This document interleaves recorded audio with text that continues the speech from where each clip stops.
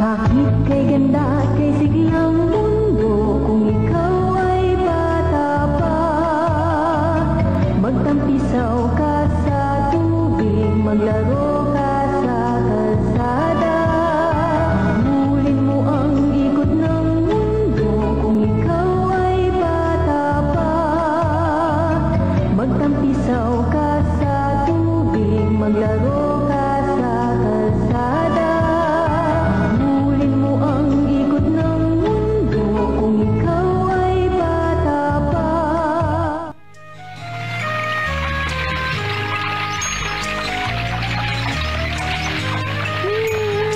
Ang ganda ng araw na ito. Magandang araw para ipagdiwang ang karawanan na Demi at Daisy. Dani, maraming salamat sa inyong panyaya sa akin at dumalo sa inyong kaarawan. Noon ay maaaring dumalo ang lahat sa aming bahay at pinaghahanda nito taon-taon. Nais din nilang gawin ito ngayong taon pero hindi na maaari. Dahil nagkaroon ng karamdaman si tatay ngayon. Karamdaman? Huwag na kayong mag-alala at tinitignan na siya ni Dr. Faye. Sinabi niya sa akin na wala nang dapat ipag-alala. Apa, baka mapagod si Jan kapag maraming dumalo. Kung kaya, ang mga bagong mag-aaral naman ang isasama ngayon. Opo. Gusto po sanang sumama ni Tommy. At marami kang balang idahilan para makasama lang. Huwag na lang. Napakaingay ni Tommy sa pagtitipon nung nakaraang taon. Baka maulit pa. May pakiramdam ako mauulit na naman ito ngayong taon. Wow! Tommy! Tommy! Anong ginagawa mo dyan? Sige na po, Ginang Jo. Magpapakabait na po ako sa araw na ito. Kapag hindi niyo po ako sinama ay hindi na po ako aalis dito. Oy, Tommy, nasisiraan ka na ba ng bait mo? Ginang Jo, iwanan na po natin siya dito. Oo nga, iwanan na natin siya. Naku po, Ginang Jo.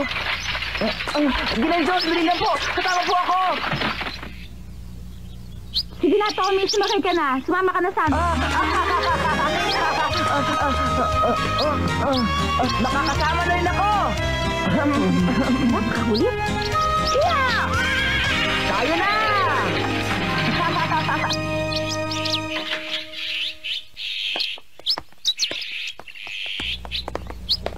Pagpahingahin lang siya ng mabuti. Maraming salamat po sa pag-aasikaso, Dr. Faith. Meg! Narito na kami! Magandang araw, Jo! Jo! Meg! Oh, Jo! Salamat sa iyong paanyaya. Siya ang nanay ni Demi at Daisy. At kapatid ni Ginang Jo. Napakaganda niyang babae. Kamusta po, Nanay? Nanay! Demi, Daisy, binabati ko kayo ng maligayang kaarawan. Nanay, kamusta na po si Tatay? Bakit po naririto ang doktor? Hindi. Si Josie lang ang pinuntahan ko sa araw na ito. Si Josie? May sakit po ba si Josie? Wala, bahagi lang ito ng buwan ng pagtingin. At maayos ang kalagayan ng inyong ama. Huwag na kayong mag-alala. Meg, aalis na ako. Sige, paalam. Marami pong salamat, doktor. Enjoy watching bitstv.com. Si Josie ang bunsong kapatid ni Demi at Daisy. Isa pa lamang siyang maliit na sanggol. Demi, Daisy, maligayang karawan sa inyong dalawa. Mabuti naman at nakarating kayo. Maraming salamat sa paanyaya. Salamat po, Ginong Bro! Oo, salamat sa inyo. Ikaw ang pinakamasyanong nakaraang taon. Magpapakabait pa ako ngayon, Ginoong Brook. Ikaw siguro si Nat. Opo. Nice kong marinig kang tumugtog ng iyong violin. Magaling ka raw tumugtog. Opo. Kung hindi ako nagkakamali, ikaw si Dan. Oo nga, madaling makitang matigas ang iyong ulo. Ikinukwento kayong lahat sa amin ni Ginang Jo. Ganyan talaga ang nagbibinata, matitigas ang ulo. Ikinagagala kitang makilala, Dan. Ikinagagalak ko rin po. Sana po itikman ninyo ito, Ginoong Brook. Mga gawa ko po ito. Anong mga ito? Ito po ay tiyan na hinaluan ko ng pulot pukyutan. Man, baka hindi yan kinakailangan ni Ginoong Brook. Bakit naman? Kasi... Okay na yan. Salamat sa pasalubong. Ako naman po si Annie Hurting. At nan po ang palayaw nila sa akin. Kumusta po? Nagagalak din akong makilala ka. Matalik daw kayo magkaibigan ni Daisy sa paaralan. Totoo ba? Opo.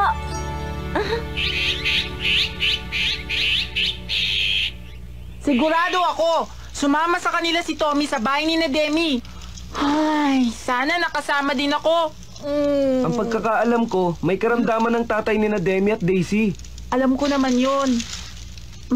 Oy, Ned, hindi pa ba naluluto yan? Ilang sandali na lang. Nakakainip naman, gutom na ako. Kanina pa yan, mas mabilis pag sinan. Starving! Anong ginagawa mo? Bakit hindi na lang ikaw ang gumawa nito, ha? Hindi ko sinasadya. Hindi lang ikaw naiinis kay Tommy sa pagsama niya doon. Nagsasaya na siguro sila ngayon doon. Isang ihip lang ng kandila.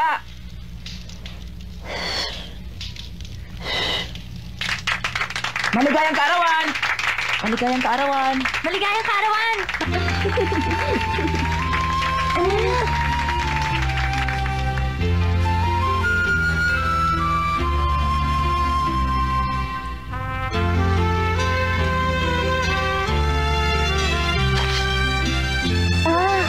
Sa inyo po galing ang regalong ito, Itay. Salamat po. Ito po ay ang pangborda ni Inay. Tatay, Nanay, Mga anak, ito ang mga regalong galing sa amin. kahit hindi ito bago, sana gamitin ninyong dalawa. Marami po salamat sa inyo. Iingatan po namin ito. Ganon din po ako at salamat, Nanay. Ngayon naman, oras na para sa aming regalo.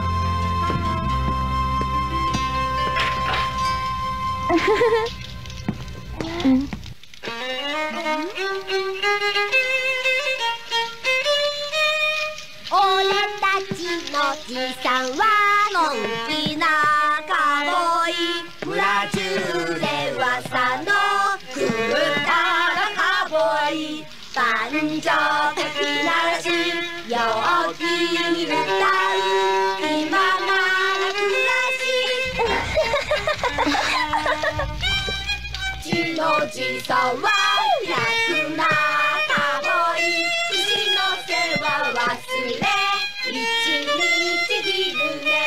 Banjo takatei, nonki ni nemuru.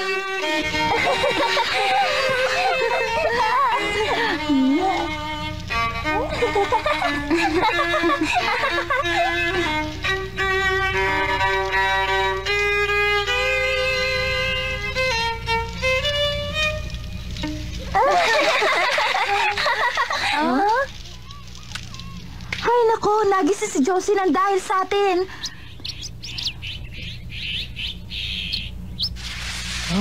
Ang lusog-lusog ng bata. Kamukha siya ni Daisy. Titignan ko siya. Ang gandang bata! Ay, paumanhin. Nakakabit pa rin.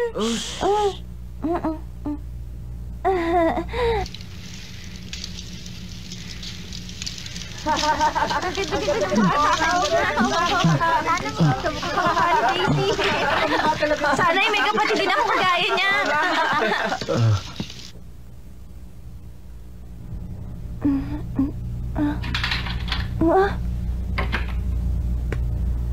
Natutulog na ba si Josie? Oo, natutulog na.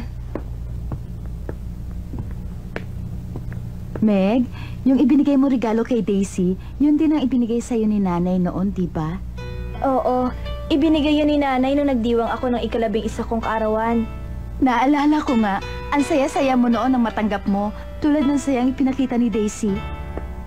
Ha? Naiwan pala ito ni Nan. Oo. Ha? Ano yun? Naalala tuloy kita noong kabataan mo, ngayong nakita ko si Nan. Napakadalas nga yan sabihin sa akin ni Fritz. Nakita mo rin pala. Meg, naalala mo? Naniniwala tayo noon sa katotohanan ng mga kahilingan. At humiling tayo ng 3 bagay na ipinagdasal natin, na sana na magkatotoo kahit isa. Oo, hiniling mo na nais mo maging isang bantog na manunulat. Hiniling mo naman na maging maligaya ang iyong pag-aasawa. Oo, tama ka nga, Jo. Ninang Margaret Brooke, nagkatotoo ba ang iyong kahilingan? Nagkatotoo ba ang iyong mga pangarap? Ganun nga po, Ginang Jo.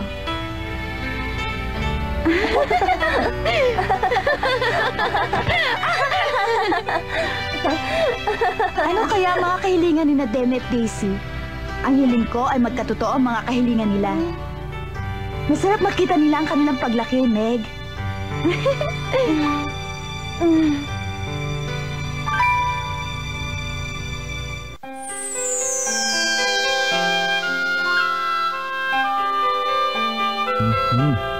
Masarap ang tsaa. Natutuwa po ako! Makabubuti para sa aking kalusugan ng pulot pukyutan. Ang pagkakasabi po sa akin ni Dan, ang bawat uri ng pulot ay may iba't ibang lasa. Totoo? Opo, maraming bulaklak ang pinagkukunan ng bubuyog ng pulot. Ang lasa ng pulot ay ayon po sa uri ng bulaklak na pinagmula nun. Karapat-dapat ka nga maging puno ng Lawrence Museum. Pinapangarap mo bang maging isang botaniko o siyentipiko pagdating ng araw, Dan? Ako po? Isang dalubhasang botaniko. Napakagaling! Bagay nga sa'yo ang maging isang botaniko, Dan! Binibiro mo naman ako, Nan. Tatay, alam po ninyo, nais raw po ni Nana maging isang doktor. Paulit-ulit niyang sinasabi na gusto niyang maging isang doktor kapag nananaginip siya at nahulog siya sa kama. Totoo ba? Hindi ko naman alam yun. Kaya lang, pabago-bago sila sa kanyang pangarap. Hindi ako nabibiro. Nais kong pagalingin ang bawat sugat, lagnat, sakit, at gamutin lahat ng uri ng karamdaman. Dahil ayoko may mga taong nahihirapan at nagkakasakit. Enjoy watching BitsTV.com. Kung kaya't nakapagpasya akong mag-aral ng medisina at maging isang manggagamot. Nan, kahanga-hanga kang bata. Kahanga-hanga? Sana ay maging masipag ka sa iyong pag-aaral at matupad ang pangarap mo. Ipinapangako ko po. Mag-aaral po akong mabuti. Pangarap ko naman maging isang bilyonaryo. Si Nat ay magiging manunugtog. Pero alam po ninyo, si Daisy po ang may pinakamagandang pangarap. Natutuwa ako para sa kanya. Ano ang pangarap mo, anak? Wala po akong ibang pinapangarap sa aking paglaki kung hindi ang maging isang butihing ina at asawa katulad ni Nanay.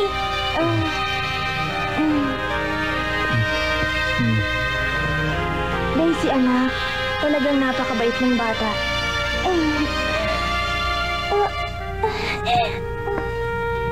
Daisy, sigurado akong matutupad ang pangarap mo.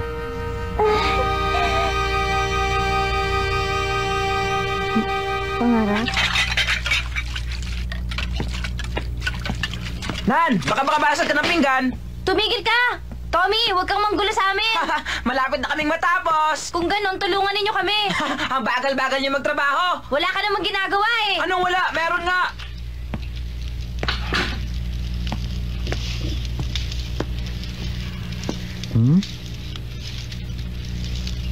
Demi, naririto ka pala. Akala ko ay kasama ka nilang nagliligpit sa kusina. May inisip ka ba? Kasi po, iniisip ko po kung ano ang aking gagawin sa aking paglaki. Manggagamot si Nan, botaniko naman po si Dan. Kaya lang hindi ko po alam kung hanggang saan ang makakaya ko.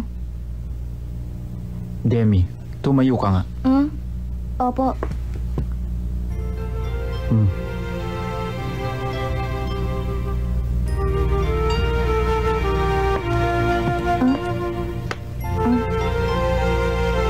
Magbibinatilyo ka na.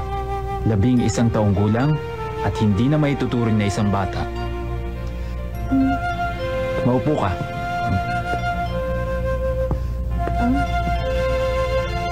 Maliit ka pa ay sadyang mahilig ka ng magbasa ng mga aklat.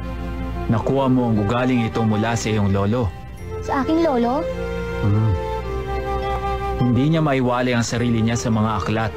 Ang pagbabasa nito ang nagbibigay ng ibayong kaalaman upang makatulong ito sa pagtataguyod ng iyong buhay. Ito ang kanyang paniniwala. Piliin mo kung anong landas ang gusto mong puntahan at tahakin mo. Pinagmamalaki kita. Kung anumang kurso ang kukunin mo ay makakayanan mo dahil sa iyong talino at sigasig. Magiging gabay mo sa iyong pag-aaral ang iyong mga guro. Ngayon, Demi, makinig ka. May sasabihin akong isang mahalagang bagay. Nais ko, alagaan mo ang iyong ina at mga kapatid na babae. Siyempre, habang naririto pa ako, aalagaan ko rin sila. Ngunit mas palagay ang loob ko kapag alam kong nasa tabi kita, Demi. Naunawaan mo ba? Maipapangako mo ba ito, Demi? Opo, pangako itay.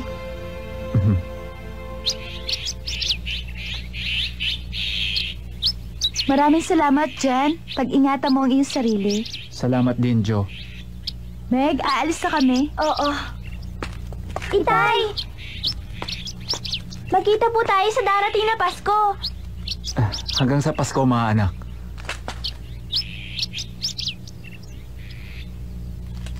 O sige, alis na kayo.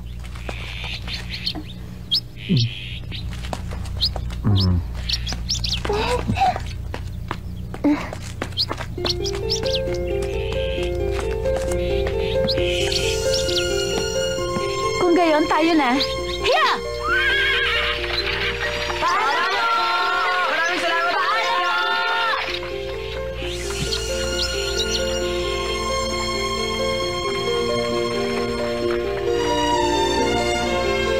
Hanggang sa Pasko.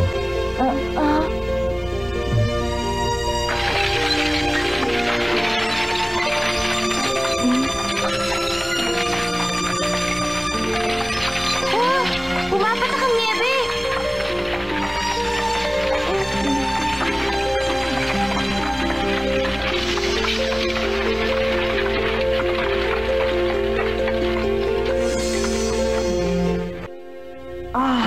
Talagang napakasaya ng araw na ito.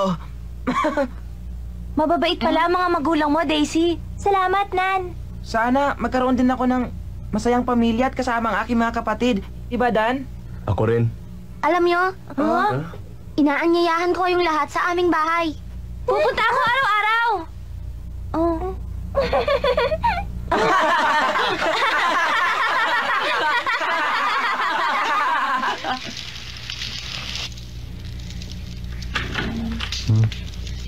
Oh, Jan, pagod ka na. Baka gusto mo nang umakyat. Hindi. Dito muna ako magpapahinga.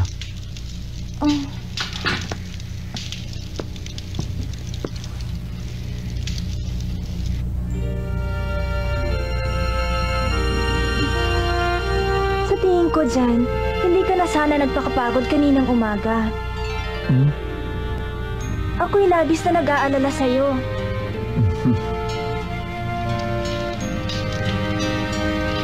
Meg, naalala mo ba? Maliit pa si Demi, mahilig na siyang magbasa. Hilig niyang isuot ang aking mga gamit tulad ng isa kong mabigat na sapatos na ginagamit pang opisina. At sinabi kong wag na niyang isuot. Pero pumayag ka rin at sinuot ni Demi ang sapatos kahit na mabigat. 3 taong gulang pa lamang siya noon. Nakakatawa ang itsura ni Demi sa suot-suot niyang malaki kong sapatos. Sana binata na siya. Lumaki man siyang mabait o matigas ang ulo. Nag-iisip na siya kung anong kurso ang kukunin niya sa kolehiyo. Mula nang mag-aral siya sa Plumfield, tila nagbago na ang pananaw niya sa buhay. Ngayon pa lamang ay naiisip niya na ang kanyang kinabukasan. Sana makamit niya ang kanyang pangarap. At malaki rin ang pinagbago doon ni Daisy. Mainam na lumaki silang kasama ng ibang mga bata sa Plumfield. Malaki ang pasasalamat natin kina Joe at Fritz. Pero Jan... Meg, kasama pa naman natin dito si Josie. Oo, tama ka, Jan. Gusto mo ba ng tsaa? Sige. Enjoy watching FitzTV.com. Meg, Huh? naging masaya ang araw na ito. Salamat.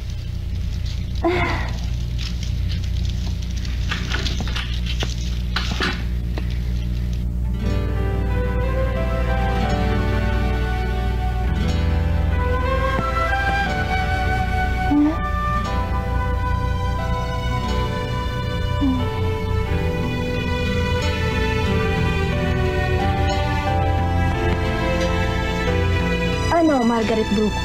Natupad ba ang iyong mga pangarap sa buhay?